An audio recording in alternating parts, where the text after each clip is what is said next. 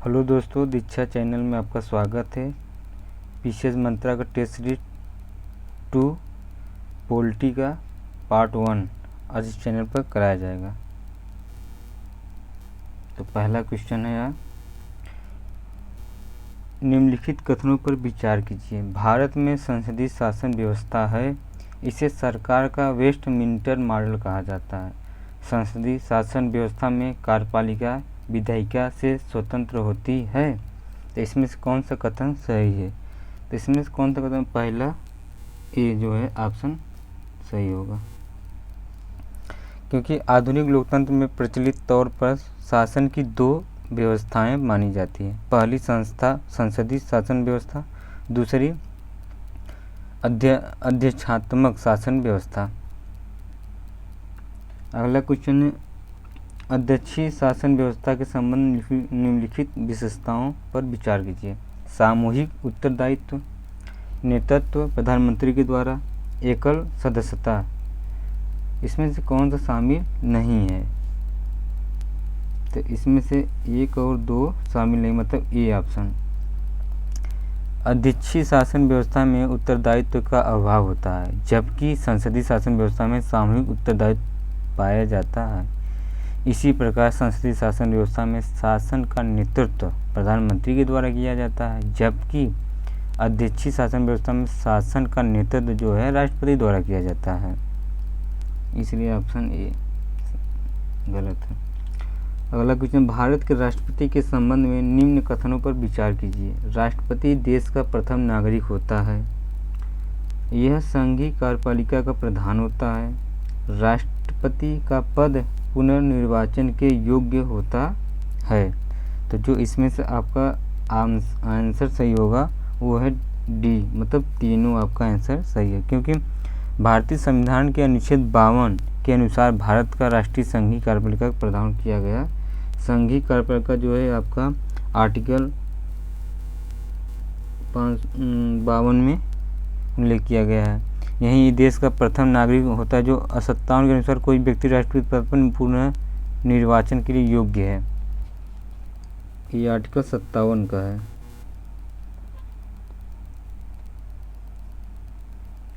अगला क्वेश्चन है, भारत के राष्ट्रपति के पद हेतु आवश्यक योग्यताओं में निम्न में से कौन सा शामिल नहीं है? और जन्म से भारत का नागरिक हो, 35 वर्ष की आयु पूरी कर चुका हो, लोकसभा का सदस्य निर्वाचन होने की योग्यता रखता हो, कोई लाभ का पद धारण न करता हो। तो इसमें से कौन सा ऑप्शन सही नहीं है? तो क्योंकि वह जन्म से भारत का नागरिक हो, ये कोई ज़रूरी नहीं है इसमें राष्ट्रपति के लिए। तो ये ऑप्शन जो है ये गलत हो जाएगा, क्योंकि भारत का राष्ट्रपति बनने के लिए किसी व्यक्ति को न्यूनतम 35 वर्ष की आयु पूरा करना आवश्यक है। इसके साथ साथ लोकसभा का सदस्य निर्वाचित होने की योग्यता धारण करनी चाहिए तथा किसी लाभ का पद पर नहीं होना चाहिए। उल्लेखनीय है कि राष्ट्रपति पद के लिए किसी व्यक्ति को भारत का नागरिक होने अनिवार्य है, किंतु जन्म से भारत की नागरिकता का उल्लेख नहीं है। अगला क्वेश्चन है, राष्ट्रपति के निर्वाचन के संदर्भ में निम्न में से कौन सा कथन सत्य नहीं है? इसका निर्वाचन एक निर्वाचन मंडल द्वारा किया जाता है, निर्वाचन अप्रत्यक्ष निर्वाचन प्रणाली द्वारा किया जाता है, निर्वाचन मंडल में संसद के दोनों सदनों के सभी सदस्य शामिल होते हैं। तो इसमें से आपका आंसर क्या सही होगा? और अगला है, निर्वाचन मंडल में राज्य विधानसभाओं के निर्वाचन सदस्य शामिल नहीं होते हैं। तो आपका जो सी वाला है ऑप्शन सी, यही आपका सम्मिलित नहीं है, एक कथन आपका सत्य नहीं है सी, क्योंकि भारत के राष्ट्रपति का निर्वाचन अप्रत्यक्ष निर्वाचन प्रणाली के तहत एक निर्वाचन मंडल के द्वारा किया जाता है। इस निर्वाचन मंडल में संसद के दोनों सदनों के केवल निर्वाचित सदस्य शामिल होते हैं, मनोनीत सदस्यों को इसमें शामिल नहीं किया जाता। इसी प्रकार निर्वाचन मंडल में राज्य विधानसभाओं के निर्वाचित सदस्यों को भी शामिल किया जाता है।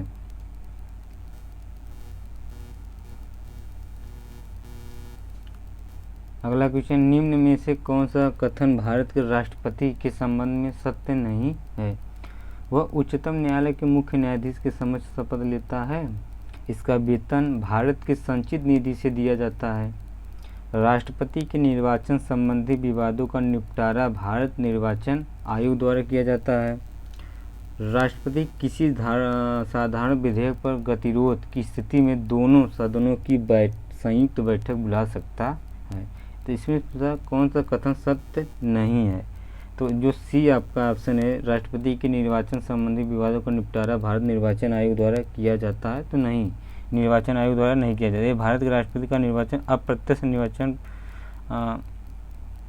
यह भारतीय संविधान के अनुच्छेद 71 में उल्लेख किया गया है कि भारत के राष्ट्रपति के चुनाव संबंधी किसी भी विवाद विनिश्चय उच्चतम न्यायालय के द्वारा किया जाएगा। उल्लेखनीय है कि राष्ट्रपति पद हेतु चुनाव भारत के निर्वाचन आयोग द्वारा कराया जाता है। अगला क्वेश्चन, निम्नलिखित कथनों पर विचार करें। राष्ट्रपति पर महाभियोग का प्रस्ताव संसद के किसी भी सदन में प्रस्तुत किया जा सकता है। राष्ट्रपति के खिलाफ महाभियोग एक अर्ध न्यायिक प्रक्रिया है। राज्य विधानसभाओं के निर्वाचन सदस्य महाभियोग प्रक्रिया में भाग नहीं लेते। उपयुक्त में से कौन सा कथन सही है? तो इसमें से तीनों सही है, ऑप्शन डी होगा, क्योंकि भारत के राष्ट्रपति के विरुद्ध महाभियोग प्रक्रिया संविधान के अनुच्छेद 61 में बात कही गई है। जो महाभियोग है 61, इसके अनुसार संविधान के अतिक्रमण किए जाने पर उसके विरुद्ध महाभियोग चलाया जा सकता है, और यह संसद के द्वारा चलाई जाने वाली एक अर्ध न्यायिक प्रक्रिया है जो संसद के किसी भी सदन से शुरू किया जा सकती है। इसमें संसद के दोनों सदनों के सदस्य भाग लेते हैं, जबकि राज्य विधानसभाओं के सदस्य भाग नहीं लेते हैं। अगला क्वेश्चन, भारत के उपराष्ट्रपति के संबंध में निम्न कथनों पर विचार कीजिए। भारत में उपराष्ट्रपति का पद अमेरिका के संविधान से प्रेरित है। उपराष्ट्रपति राज्यसभा का पदेन सभापति और सदस्य होता है, और राष्ट्रपति का पद अस्थायी रूप से रिक्त होने पर यह कार्यवाहक राष्ट्रपति के रूप में कार्य करता है। इस कथन में से कौन सा सही है? तो 1 और 3 जो है आपका सी ऑप्शन सही होगा इसमें, क्योंकि भारत के उपराष्ट्रपति का पद जो है अमेरिका के संविधान से प्रेरित है। यह राष्ट्रपति की मृत्यु, पदत्याग, महाभियोग आदि कारणों से उसका पद रिक्त होने पर कार्यवाहक राष्ट्रपति के रूप में कार्य करता है। उपराष्ट्रपति राज्यसभा का पदेन सभापति होता है, किंतु यह संसद के किसी भी सदन का सदस्य नहीं होता है। अगला क्वेश्चन है, निम्नलिखित में से कौन सा कथन सही? उपयुक्त में से कौन से केंद्रीय परिषद में शामिल होते हैं? प्रधानमंत्री, कैबिनेट मंत्री, राज्य मंत्री, उप मंत्री, इसमें कौन सा शामिल होते हैं? तो इसमें से आपका जो डी ऑप्शन है, 1, 2, 3, 4 चारों इसमें शामिल होते हैं। केंद्रीय मंत्रिपरिषद का एक व्यापक अवधारणा है जिसमें प्रधानमंत्री सहित कैबिनेट मंत्री, राज्य मंत्री और उप मंत्री शामिल होते हैं। अगला क्वेश्चन है, निम्नलिखित कथनों पर विचार कीजिए। केंद्रीय मंत्रिपरिषद सामूहिक रूप से लोकसभा के प्रति उत्तरदायी होता है, वही मंत्रिपरिषद के सदस्य व्यक्तिगत रूप से राष्ट्रपति के प्रति उत्तरदायी होते हैं। उपयुक्त में से कौन सा कथन सही है? तो इसमें से जो आपका आंसर दोनों सही होगा, सी, क्योंकि भारत में केंद्रीय मंत्रिपरिषद सामूहिक रूप से लोकसभा के प्रति उत्तरदायी होती है, जबकि इसके सदस्य व्यक्तिगत रूप से राष्ट्रपति के प्रति उत्तरदायी होते हैं। अगला क्वेश्चन है, निम्न में से किस अनुच्छेद के तहत भारत का राष्ट्रपति अध्यादेश जारी करता है? तो इसमें जो ऑप्शन होगा आपका बी होगा, 123, और वही राज्यपाल पूछता तो आपका हो जाता 213 अध्यादेश जारी करता है। अगला क्वेश्चन, भारत के निम्नलिखित उपराष्ट्रपतियों पर विचार कीजिए। Doctor Zakir Hussain, doctor Shankar Dayal Sharma, R Venkataraman, इसमें से कौन सा क्रम सही है? अब देखिए इसमें जाकिर हुसैन कब आए थे? तो 1962-65 67 के समय थे। आर वेंकटरमन जो थे 19 1984, वही और डॉक्टर शंकर दयाल जो थे वो आपके 1987 के थे, 1987। तो इसमें कौन सा ऑप्शन हो जाएगा, मतलब सी होगा, 1-3-2, 1-3-2। अगला क्वेश्चन है, उपराष्ट्रपति को हटाने के लिए प्रस्ताव निम्न में से कहाँ लाया जा सकता है? लोकसभा में, राज्यसभा में, संसद के किसी भी सदन में, राज्य विधानसभा, विधानमंडल में। तो इसमें जो आपका ऑप्शन सही होगा वो आपका बी हो, क्योंकि उपराष्ट्रपति को हटाने की प्रक्रिया जो है राज्यसभा में होता है। भारत के राष्ट्रपति को हटाने के लिए महाभियोग की प्रक्रिया चलाई जाती है, जिसका प्रस्ताव संसद के किसी भी सदन में लाया जा सकता है, जबकि उपराष्ट्रपति को हटाने का प्रस्ताव जो है राज्यसभा द्वारा लाया जाता है। उल्लेखनीय है कि उपराष्ट्रपति राज्यसभा के पदेन सभापति होते हैं। अगला क्वेश्चन है, राष्ट्रपति उपराष्ट्रपति दोनों पद आकस्मिक रूप से रिक्त होने पर कार्यवाहक राष्ट्रपति के रूप में कार्य कौन करेगा? तो इसमें भारत के जो है मुख्य न्यायाधीश हैं वही कार्य करते हैं इस पर। तो राष्ट्रपति और उपराष्ट्रपति दोनों के पद आकस्मिक रिक्ति होने पर या दोनों अनुपस्थिति होने पर भारत के मुख्य न्यायाधीश कार्यवाहक राष्ट्रपति के रूप में कार्य करते हैं। उल्लेखनीय है, यदि मुख्य न्यायाधीश भी अनुपस्थित हो तो उच्चतम न्यायालय के वरिष्ठतम न्यायाधीश कार्यवाहक राष्ट्रपति के रूप में कार्य करते हैं। अगला क्वेश्चन, निम्नलिखित में से किस संविधान संशोधन के अंतर्गत मंत्रिपरिषद का आकार और सदस्य की संख्या निश्चित की गई है? तो आपका 91 संविधान संशोधन 18 संशोधन 2003 में किया गया था। संविधान के द्वारा मंत्रिपरिषद के सदस्यों की संख्या निश्चित नहीं की गई है। प्रधानमंत्री अपने विवेकानुसार मंत्रिपरिषद का आकार तथा तय करता था, किंतु 91 संविधान संशोधन 2003 के द्वारा यह प्रावधान किया गया कि मंत्रिपरिषद में प्रधानमंत्री सहित सदस्यों की कुल संख्या लोकसभा की कुल सदस्य संख्या के 15% से अधिक नहीं होगी। और वहीं 61वें संविधान संशोधन 1989 में मताधिकार देने का अधिकार है इसमें। तो अगला क्वेश्चन है इसमें, भारत के प्रधानमंत्री के संबंध में निम्नलिखित कथनों पर विचार। प्रधानमंत्री की नियुक्ति राष्ट्रपति करते हैं। प्रधानमंत्री लोकसभा में बहुमत दल का नेता होता है। प्रधानमंत्री को लोकसभा का अनिवार्य सदस्य होना चाहिए। तो इसमें जो आपका आंसर होगा 1 और 2 सही है। भारत के प्रधानमंत्री की नियुक्ति राष्ट्रपति के द्वारा की जाती है, तो सही बात है, किंतु राष्ट्रपति उसी व्यक्ति को प्रधानमंत्री नियुक्त करता है जो लोकसभा में बहुमत दल का नेता होता है। प्रधानमंत्री पद पर नियुक्त होने वाला व्यक्ति संसद के किसी भी सदन का सदस्य हो सकता है। इसके लिए लोकसभा की सदस्यता अनिवार्य बाध्यता नहीं है। अगला क्वेश्चन, किसी व्यक्ति प्रधानमंत्री पद पर नियुक्त किए जाने पर कितनी अवधि के अंदर संसद के किसी सदन की सदस्यता ग्रहण करना आवश्यक है?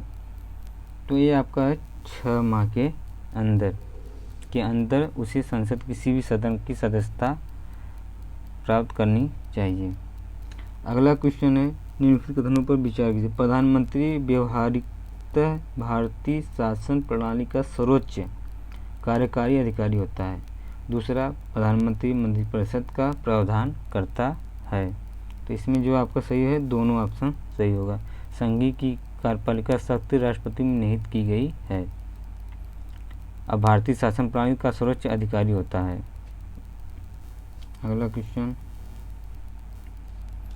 निम्न में से कौन सा कथन भारत के प्रधानमंत्री के संबंध में सत्य नहीं है? वह मंत्रिमंडल की बैठक की अध्यक्षता करता है। यह राष्ट्रपति और मंत्रिपरिषद के बीच संवाद की कड़ी होती है। यह सरकार की नीतिगत घोषणाएं करता है। यह संसद के संयुक्त बैठक की अध्यक्षता करता है। तो इसमें जो आपका डी है ये नहीं सही होगा, क्योंकि संसद के संयुक्त बैठक की अध्यक्षता करता है ये नहीं। किसी सामान्य विधेयक के संबंध में यदि संसद के दोनों सदनों के बीच गतिरोध उत्पन्न होता है तो राष्ट्रपति दोनों सदनों की संयुक्त बैठक बुलाते हैं। इस प्रकार बैठकों की अध्यक्षता लोकसभा के अध्यक्ष के द्वारा की जाती है, न कि प्रधानमंत्री के द्वारा। प्रधानमंत्री मंत्रिपरिषद और राष्ट्रपति के बीच संवाद की कड़ी होती है। यह मंत्रिमंडल की बैठक की अध्यक्षता करता है तथा सरकार की तरफ से नीतिगत घोषणाएं भी करता है। अगला क्वेश्चन है, भारत निम्नलिखित प्रधानमंत्रियों के संदर्भ में विचार कीजिए। इंदिरा गांधी, चंद्रशेखर, पी.वी. नरसिम्हा राव, विश्वनाथ प्रताप सिंह। इनमें कालक्रम क्रिया मिलाने के लिए कहा है। तो इसमें से आपका पहले कौन था, अब पहले कौन था, इसी से मिलाना है। तो इंदिरा गांधी 2 बार प्रधानमंत्री बनी थी, तो 1966, उसके बाद 1980 में एक बार बनी थी, 2 बार हो गया। फिर वहीं विश्वनाथ प्रताप सिंह जो थे 1989, और वहीं चंद्रशेखर जो थे 1990, चंद्रशेखर 1990, और वहीं विश्वनाथ प्रताप सिंह 1989 में हुए थे। नरसिम्हा राव जो थे ये 1991 में। तो इसमें ऑप्शन के हिसाब से मिलाइए, तो इसमें जो है 1, 4, 2, 3 किस में मिल रहा है, तो ये आपका बी में मिल रहा है, तो ये ऑप्शन आपका बी सही होगा। अगला क्वेश्चन है, निम्नलिखित कथनों पर विचार कीजिए। भारत में उप प्रधानमंत्री का पद गैर संवैधानिक है। वल्लभ भाई पटेल भारत में पहले उप प्रधानमंत्री नियुक्त हुए थे। चौधरी देवीलाल 3 बार उप प्रधानमंत्री रह चुके हैं। तो इसमें आपका आंसर जो होगा 1 और 2 सही, क्योंकि तीसरा ऑप्शन आपका गलत है। भारत के संविधान में उप प्रधानमंत्री के पद पर कोई प्रावधान नहीं है, किंतु समय समय पर राजनीतिक कारणों से विभिन्न सरकारों द्वारा उप प्रधानमंत्री की नियुक्ति की जाती है। सरदार वल्लभ भाई पटेल भारत में पहले उप प्रधानमंत्री नियुक्त हुए थे, जो पंडित जवाहरलाल नेहरू के कार्यकाल में थे। चौधरी देवीलाल क्रमशः वी.पी. सिंह, चंद्रशेखर के कार्यकाल में कुल 2 बार उप प्रधानमंत्री नियुक्त किए गए थे। अगला क्वेश्चन है, भारत सरकार सर्वोच्च विधिक अधिकारी कौन होता है? तो आपका ये महान्यायवादी जो है यही होता है। ये महान्यायवादी क्या है? तो भारत का महान्यायवादी भारत सरकार का सर्वोच्च विधिक अधिकारी होता है, जो भारत सरकार को विधिक मामले में सलाह देता है। अगला क्वेश्चन, भारत के महान्यायवादी के संबंध में विचार कीजिए। कौन सा कथन इसमें सही है? इसकी नियुक्ति राष्ट्रपति द्वारा की जाती है। यह केंद्रीय मंत्रिमंडल का सदस्य होता है। यह उच्च न्यायालय में भारत सरकार का प्रतिनिधित्व कर सकता है। तो इसमें आपका जो है 1 और 3 मतलब बी ऑप्शन सही होगा। भारत का महान्यायवादी भारत सरकार सर्वोच्च विधिक अधिकारी होता है और यह सर्वोच्च न्यायालय तथा उच्च न्यायालय में भारत सरकार का प्रतिनिधित्व कर सकता है। इसकी नियुक्ति केंद्रीय मंत्रिपरिषद की सलाह पर राष्ट्रपति के द्वारा की जाती है। यह केंद्रीय मंत्रिमंडल का सदस्य नहीं होता है। अगला क्वेश्चन है, महान्यायवादी के संबंध में निम्न कौन सा कथन सही नहीं है? यह भारत सरकार को विधिक सलाह देता है। इसे भारत के सभी न्यायालयों में सुनवाई का अधिकार होता है। इसे संसद के दोनों सदनों की कार्यवाही में भाग लेने का अधिकार है। यह निजी प्रैक्टिस नहीं कर सकता है। तो यही हमको लगता है 24 का डी ऑप्शन नहीं होना चाहिए, क्योंकि निजी प्रैक्टिस कर सकता है, नहीं कर सकता है, कर रहा है तो कर सकता है। तो महान्यायवादी राष्ट्रपति द्वारा निर्देशक विषयों पर भारत सरकार को सलाह दे सकता है। इसे देश के किसी भी न्यायालय में सुनवाई करने की, संसद के किसी भी सदन की कार्रवाई अथवा संसद की संयुक्त बैठक में शामिल होने का अधिकार है। इसलिए इसे निजी प्रैक्टिस से नहीं रोका जा सकता है। अगला क्वेश्चन है, वैज्ञानिक औद्योगिक अनुसंधान परिषद CSIR का अध्यक्ष निम्न में से कौन सा होता है? तो इसमें भारत के जो प्रधानमंत्री हैं वही होते हैं इसके। अगला क्वेश्चन है, निम्नलिखित प्रश्नों को चाहिए। लोकसभा, राज्यसभा, विधानसभा, राष्ट्रपति, इनमें से संसद के अंग हैं। तो तो जो आपका आंसर जो इसमें होगा सी, 1 2 4, 1 2 4, 1 2 4, क्योंकि लोकसभा, राज्यसभा, राष्ट्रपति जो है संसद का हिस्सा हैं।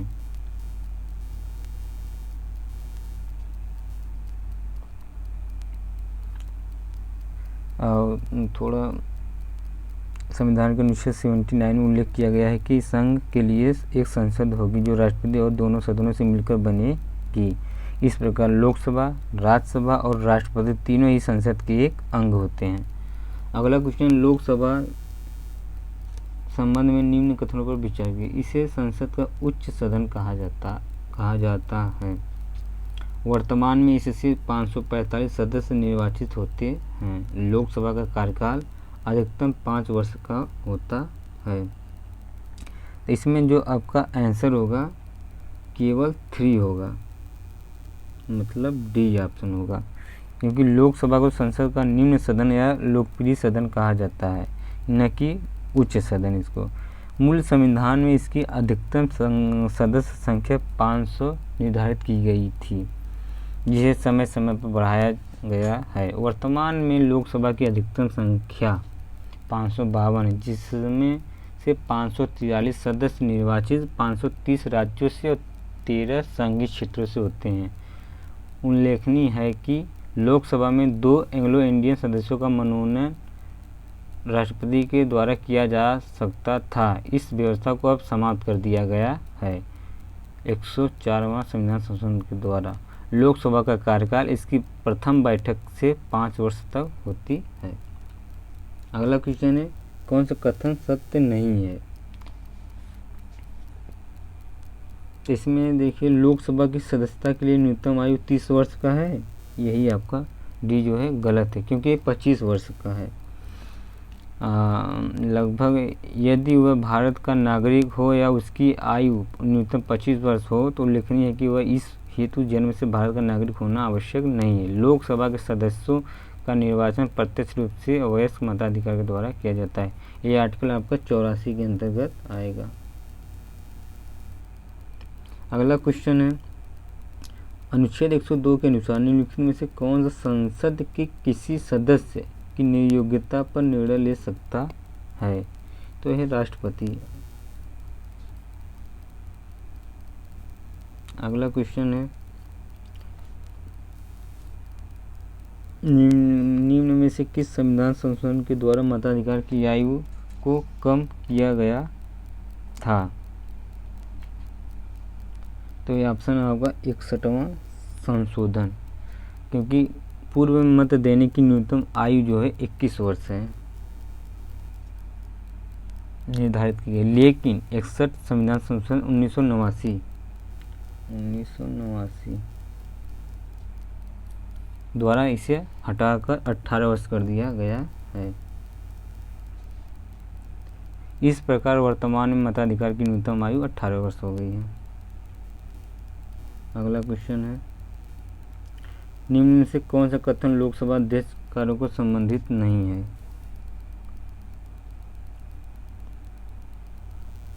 सी ऑप्शन, मंत्रिपरिषद और राष्ट्रपति के बीच संवाद की कड़ी के रूप में कार्य करना, यही आपका आंसर जो है आपका गलत है, क्योंकि भारतीय शासन व्यवस्था में प्रधानमंत्री मंत्रिपरिषद और राष्ट्रपति के बीच संवाद की कड़ी के रूप में कार्य करता है, न कि लोकसभा अध्यक्ष। उपयुक्त अन्य सभी कर्तव्य लोकसभा अध्यक्ष से संबंधित है। अगला क्वेश्चन है, संसद के दोनों सदनों की संयुक्त बैठक निम्न में से किस अनुच्छेद के तहत आहूत की जाती है। तो ऑप्शन जो है 108, मतलब आर्टिकल 108, मतलब ऑप्शन सी सही होगा इसमें। यदि किसी साधारण विधेयक के संबंध में संसद के दोनों सदनों में किसी प्रकार का गतिरोध उत्पन्न होता है तो इस पर निर्णय लेने के लिए अनुच्छेद 108 के तहत राष्ट्रपति दोनों सदनों की संयुक्त बैठक आहूत करता है। इस बैठक में निर्धारण बहुमत द्वारा विधेयक को पारित कर लिया जाता है। अगला क्वेश्चन है, केंद्रीय मंत्रिपरिषद सामूहिक रूप से निम्नलिखित में से किसके प्रति उत्तरदायी है। तो ये आपका है लोकसभा के प्रति उत्तरदायी है। अगला क्वेश्चन, यदि लोकसभा सरकार द्वारा प्रस्तुत बजट अस्वीकार कर दे तो इसे राज्यसभा में पारित कराकर मान्यता दी जा सकती है? नहीं, ये मंत्रिपरिषद को त्याग पर देना पड़ता है। ऑप्शन जो है सी सही होगा, क्योंकि लोकसभा विभिन्न तरीकों से कार्यपालिका पर अपना नियंत्रण रखती है। इसके कुछ प्रचलित सिद्धांतों के अनुसार यदि लोकसभा सरकार द्वारा प्रस्तुत किए गए बजट को अस्वीकृत कर दिए या राष्ट्रपति के अभिभाषण के लिए उनके धन्यवाद प्रस्ताव को अस्वीकृत कर दे तो मंत्रिपरिषद का त्याग पर देना पड़ता है। अगला क्वेश्चन, धन विधेयक प्रस्तुत किए जा सकते हैं? तो ये आपका होगा लोकसभा अध्यक्ष की पूर्व अनुमति से। ऑप्शन जो होगा डी सही होगा। अनुच्छेद 109 के तहत धन विधेयक केवल लोकसभा में प्रस्तुत किए जा सकते हैं, इन्हें राज्यसभा में प्रस्तुत नहीं किया जा सकता है। लोकसभा से पारित होने के बाद ही इसे राज्यसभा में भेजा जाता है। धन विधेयक को लोकसभा में राष्ट्रपति की पूर्वानुमति से प्रस्तुत किया जाता है, जबकि कोई विधेयक धन विधेयक है या नहीं इस बात का निर्णय लोकसभा अध्यक्ष करता है।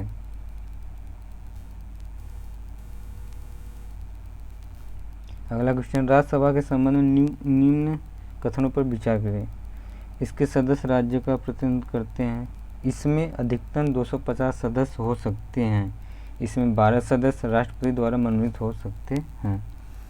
तो इसमें आपका तीनों सही ऑप्शन है, क्योंकि राज्यसभा संसद का द्वितीय और उच्च सदन है। इसके सदस्य राज्य और संघ राज्य क्षेत्र को प्रतिनिधित्व करते हैं। संविधान के अनुच्छेद 80(1) के अनुसार राज्यसभा में अधिकतम 250 सदस्य हो सकते हैं, 250, जिनमें से 238 राज्यों और संघ राज्य क्षेत्रों में चुने जाएंगे और शेष 12 सदस्यों का मनोनयन राष्ट्रपति के द्वारा किया जाता है।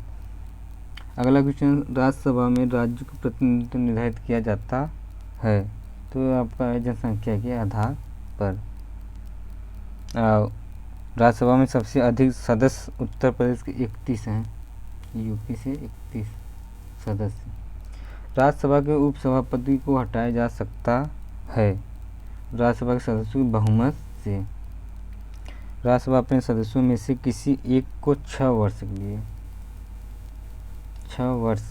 के लिए उपसभापति निर्वाचन करती है। उपसभापति को राज्यसभा के तत्कालीन सदस्यों की बहुमत से प्रस्ताव पारित कर उनके पद से हटाया जा सकता है। अगला क्वेश्चन है, संविधान संशोधन में संबंध में राज्यसभा को लोकसभा के समान अधिकार प्राप्त है। ऑप्शन जो है सी सही होगा, क्योंकि संविधान संशोधन विधेयक के संबंध में राज्यसभा को लोकसभा के समान शक्ति प्राप्त है। अर्थात अर्थ यह है कि लोकसभा में पारित कोई संशोधन विधेयक तभी समझा जाएगा जब उसे राज्यसभा द्वारा पारित कर दिया जाएगा। अगला क्वेश्चन है, निम्न कथनों पर विचार कीजिए, उपयुक्त में से कौन सा कथन सही है। राज्यसभा एक अस्थायी सदन है। इसके 1/3 सदस्य प्रत्येक दूसरे वर्ष अवकाश ग्रहण करते हैं। इसके सभापति के चुनाव में लोकसभा के सदस्य भी भाग लेते हैं। ये जो इसमें आपका तीनों ऑप्शन सही है, डी। सर्वोच्च न्यायालय में न्यायाधीश की संख्या में वृद्धि करने का अधिकार है किसके पास? तो यह है संसद के पास है। जो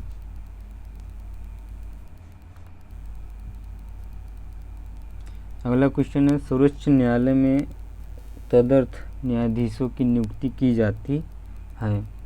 तो राष्ट्रपति की सहमति से मुख्य न्यायाधीश द्वारा।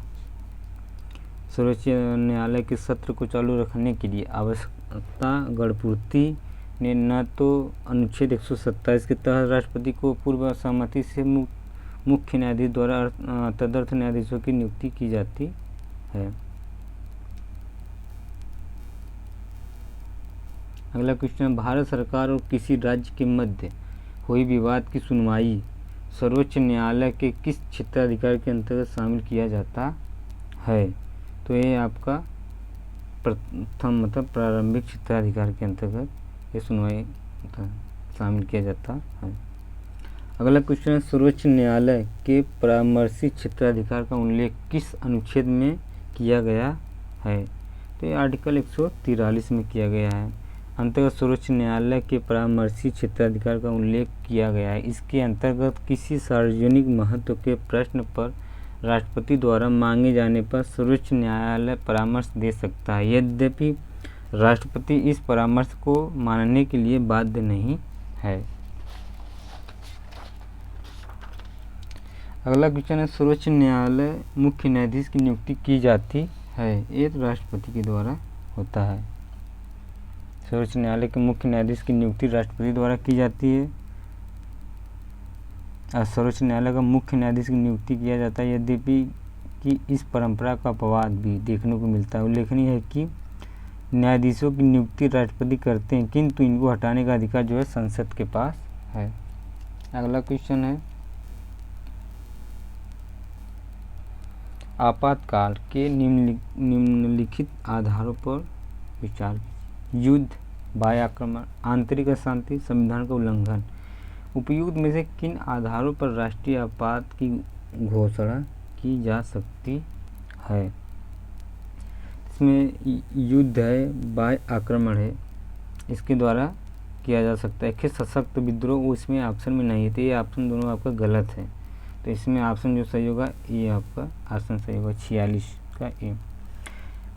क्योंकि संविधान के अनुच्छेद 352 के तहत राष्ट्रपति को यह समाधान हो जाता है कि युद्ध, बाह्य आक्रमण या सशस्त्र विद्रोह के कारण संपूर्ण भारत या इसके किसी हिस्से की सुरक्षा संकट में है तो वह राष्ट्रीय आपात की उद्घोषणा कर सकते हैं। उल्लेखनीय है कि उद्घोषणा के आधार में पहले आंतरिक अशांति शब्द शामिल था, जिसे 44वें संविधान संशोधन द्वारा हटा दिया गया था।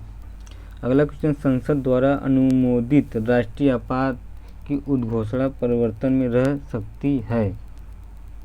ये आपका है आंसर 6 माह तक। अगला क्वेश्चन है, यदि कोई राज्य संघीय कार्यपालिका द्वारा दिए गए किसी निर्देश का पालन करने में असफल रहा तो राष्ट्रपति शासन लगाया जा सकता है। यदि कोई राज्य संघीय कार्यपालिका द्वारा दिए गए किसी निर्देश के अनुपालन में असफल रहता है तो उस राज्य में राष्ट्रपति शासन लगाया जा सकता है। अगला क्वेश्चन, वित्तीय आपातकाल आरोपण किया गया है? तो एक बार भी नहीं वित्तीय आपातकाल लगा है।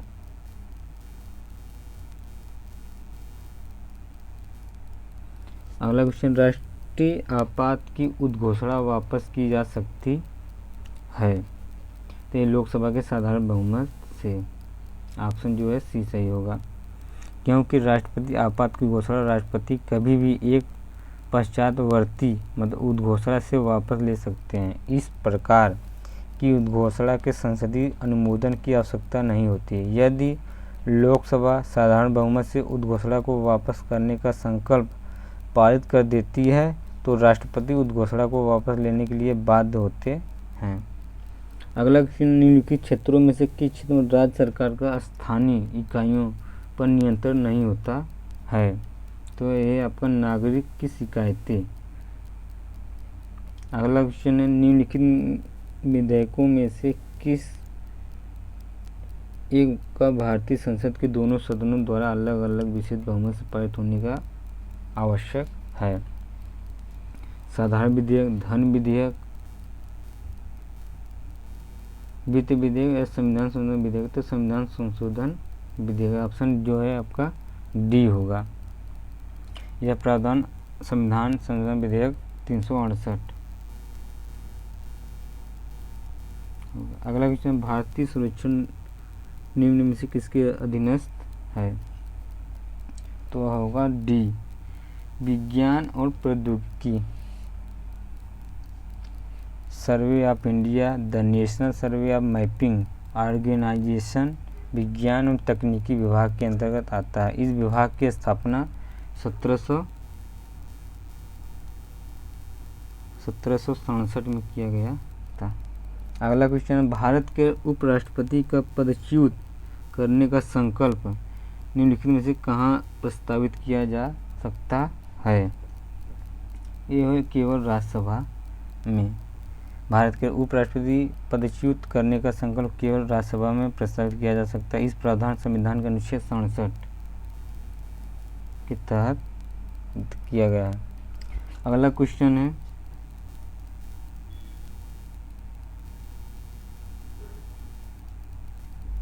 निम्नलिखित में से किस किस ने भारत को उपराष्ट्रपति का पद संभाला है? मोहम्मद हिदायतुल्लाह, फखरुद्दीन अली मोहम्मद, नीलम सचिव रेड्डी, शंकर दयाल शर्मा। तो इसमें आपका मोहम्मद हिदायतुल्लाह और उसके बाद शंकर दयाल शर्मा जो थे ये भारत के उपराष्ट्रपति का पद संभाला था। अब मोहम्मद हिदायतुल्लाह कब थे? तो 1979 और उसके बाद शंकर दयाल जो थे 1987 में 1987। अगला क्वेश्चन है, राज्यसभा को लोकसभा के समान शक्तियां किस क्षेत्र में हैं? तो आपका बी होगा, संविधान में संशोधन करने के विषय में। अनुच्छेद 312 के अनुसार राज्यसभा 2/3 बहुमत से प्रस्ताव पारित कर नई अखिल भारतीय सेवाएं स्थापित करने का अधिकार केंद्र सरकार को दे सकती है। अनुच्छेद 368 के अनुसार संविधान संशोधन विधेयक संसद में किसी भी सदन में पेश किया जा सकता है। अगला क्वेश्चन, उच्चतम न्यायालय उच्च न्यायालय न्यायाधीश की पेंशन दी जाती है? तो यह भारत का संचित निधि। उच्च न्यायालय के न्यायाधीश एवं स्टाफ का वेतन भत्ते जो है तथा प्रशासनिक खर्च संबंधित राज्य के संचित निधि पर भारित होता है, किंतु उच्च न्यायालय के न्यायाधीश की पेंशन भारत के संचित निधि से दी जाती है, न कि राज्य के संचित निधि से। इम्पोर्टेंट क्वेश्चन है। अगला क्वेश्चन है, कौन सी समितियां पंचायती राज से संबंधित है? के संथानम समिति, श्री रामाचंद्रन समिति, श्रीमती दया चौबे समिति, थुंगन समिति। जो है इसमें आपका उपयुक्त सभी सही है, क्योंकि जो के संथानम समिति का गठन जो होता है 1965 में हुआ था 1965 में हुआ था। वही रामचंद्र समिति का 1966 में किया गया था। और श्रीमती दया चौबे समिति का गठन जो है 1976 में। और थुंगन समिति जो था ये 1988 में। राजनीतिक और प्रशासनिक ढांचे को जांच करने के उद्देश्य से किया गया था। यह संवैधानिक मान्यता प्रदान करने के लिए सुझाव दिए हैं।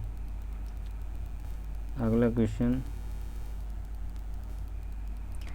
संविधान द्वारा मान्यता प्राप्त भाषाओं से संबंधित अनुसूची है? 8वीं अनुसूची में भाषा के आधार पर है।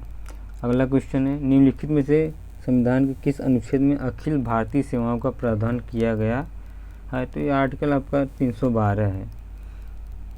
अगला क्वेश्चन है, निम्नलिखित में से संविधान का अनुच्छेद संसद को 2 या 2 से अधिक राज्यों के लिए एक ही उच्च न्यायालय की स्थापना की गई शक्ति प्रदान की गई है?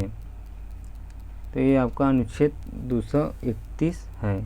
भारतीय संविधान के अनुच्छेद 231 के अनुसार संसद विधि द्वारा 2 या अधिक राज्यों के लिए अथवा 2 या अधिक राज्यों और किसी संघ राज्य क्षेत्र के लिए एक ही उच्च न्यायालय की स्थापना कर सकती है। अगला क्वेश्चन है, अधिकारों से असंगत विधियों का सजग प्रहरी किस अनुच्छेद को बनाया गया है? तो ऑप्शन जो होगा आर्टिकल 13, मूल अधिकार से असंगत विधियों का सजग प्रहरी कहा गया है। अगला क्वेश्चन, निम्नलिखित में से कौन सा अनुच्छेद यह स्पष्ट करता है कि राज्य के मंत्रिमंडल का सामूहिक उत्तरदायित्व विधानसभा के प्रति होता है? तो यह आर्टिकल 164, मतलब ऑप्शन बी सही होगा। अगला क्वेश्चन है,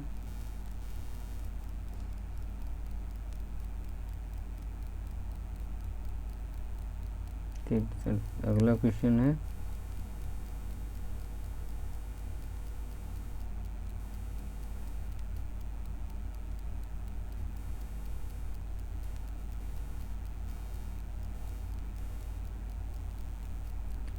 सर 62 का क्वेश्चन है।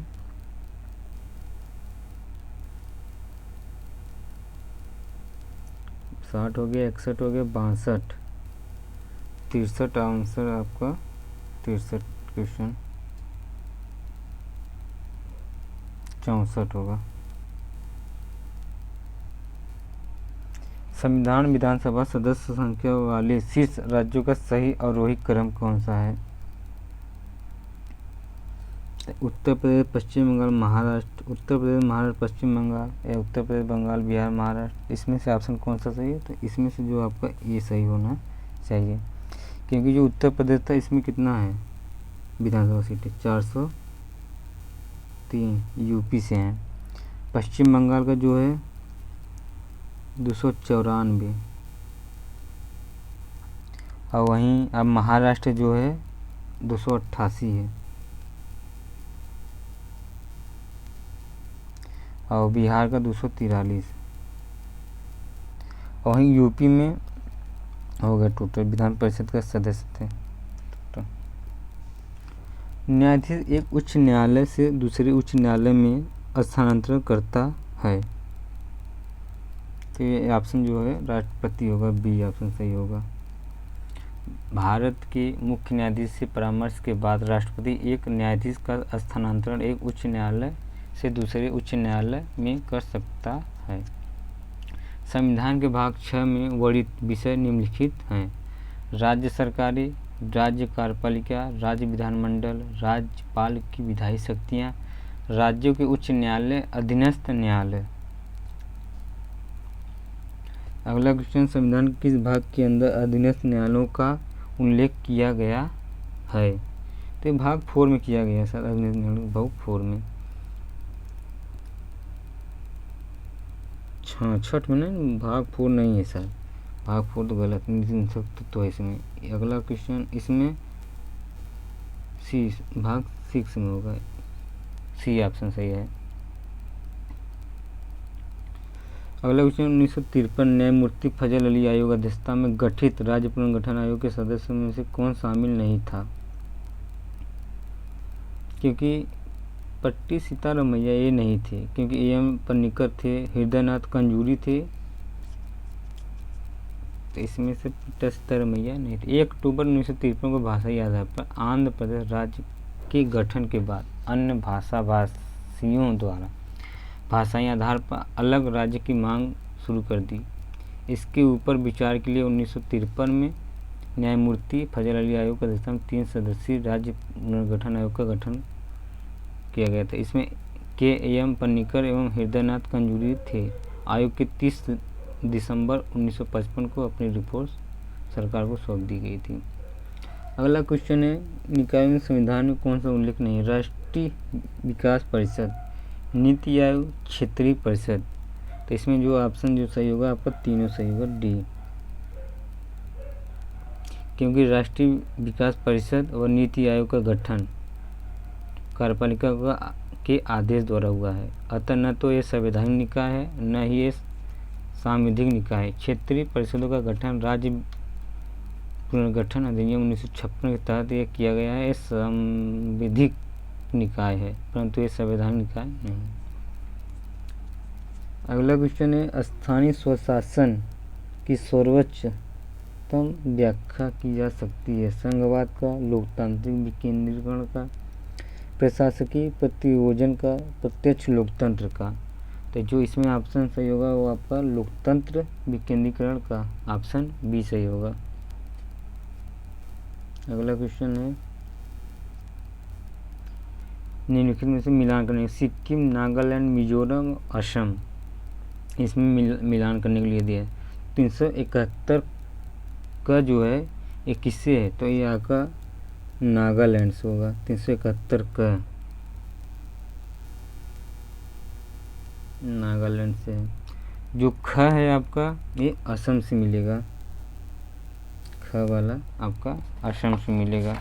और उसके बाद जो छ है मिजोरम से है, छ मिजोरम से। बचा क्या च, तो सिक्किम से है। उसके अलावा एक दो ठे और बता दे रहे हैं, जैसे अनुच्छेद 371 ईया जो है कर्नाटक से है, झ जो है गोवा से है, और ज जो है 371 ज अरुणाचल प्रदेश से है। आंध्र प्रदेश का जो है 371 घ और ड है। मणिपुर का 371 ग है। इसमें से जो ऑप्शन आपका सही होगा वो डी ऑप्शन। अगला क्वेश्चन, संविधान का कौन सा भाग पंचायतों से संबंधित है? पंचायतों भाग 9 से सम्मिलित है। अगला क्वेश्चन, भारतीय संविधान के किस भाग में संविधान के संशोधन का उल्लेख मिलता है? तो आप भाग 20 में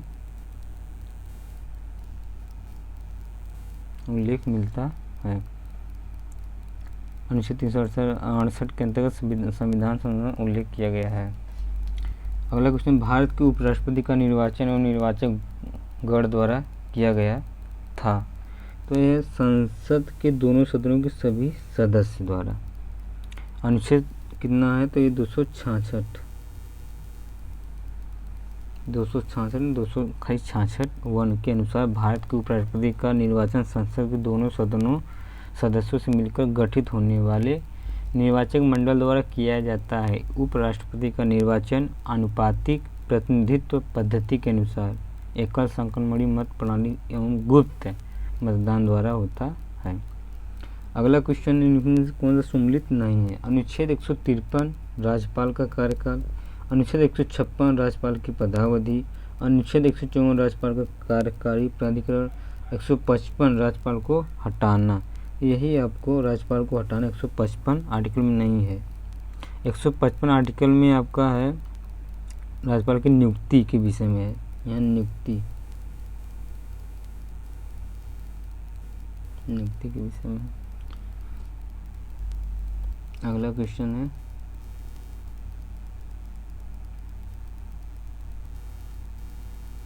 अब 74 तक रहने दीजिए। अब इसके बाद अगला पार्ट 2 बनाएंगे पॉलिटी का, तो उसमें 75 से लेकर 150 कंप्लीट करा दिया जाएगा। वीडियो अच्छा लगा है तो आप लाइक और सब्सक्राइब ज़रूर करना। थैंक्स।